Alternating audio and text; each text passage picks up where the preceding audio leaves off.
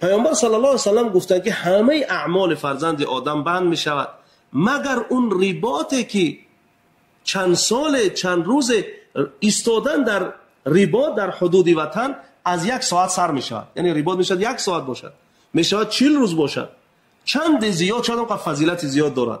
اما وقتی که این می میرد همه اعمالش بند می شود مگر اون رباطش زیاد کرده می شود برای او تا روز قیامت. حتی در حدیث دیگری من خوندم میگه یأمن الفتان، یعنی ایستادن در حدود وطن از فتنه منکر و نکر صاحبش را باز می‌دارد. حتی شهادت شدن، شما ببینید در اسلام بعضی وقت جهاد فرض عین می‌شود. کی می‌شود این؟ در فقه اهل سنت و الجماعت، در فقه علمای دین، وقتی که در حدودی که خداوند یک وطن را برای من و شما داده است، به عنوان مثال مثلا ما در تاجیکستان عزیز زندگی میکنیم و وطن برای من و شما داد و امنیت و استقلالش را برقرار کرد که در اینجا خدمت شایسته اساسگزار صلح و وحدت ملی پیشوای ملت هستند که ما و شما باید برای عمر ایشان، برای بردباری ها در زندگیش دعا داشته باشیم. و این را که برای ما داد، این هم فرض هم واجب به هر یک فرد قشر جامعه است. کی جهاد برای اینا فرض عین می شود؟ جهاد دفاعی همیشه تا روز قائم قیامت هست.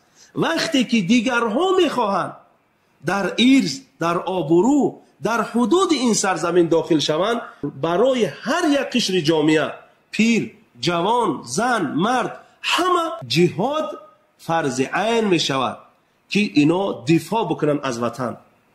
می شود با سلاح باشد، می شود با علم باشد، می شود با فرهنگ و تمدن باشد، می شود با سخن و اصلاح انداختن در میان اونها باشد.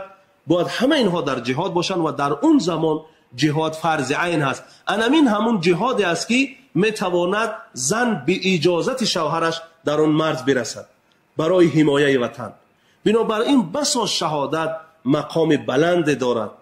پیامبر صلی الله علیه و سلم در یک اثر خواندم که عبدالله ابن عمر که از جوانان صحابه بودند، اون رو میگوید که پیامبر صلی الله علیه و سلم که ای عبدالله، 1 ساعتی تو در رباط گذرانیدن خیر لک ان تعبد الله عند حجر الاسود. ای عبدالله، 1 ساعت برای حمایت وطن ایستادن تو، این بهتر است برای تو ای عبدالله که خداوند را در کعبه در نزد حجر الاسود عبادت کنی.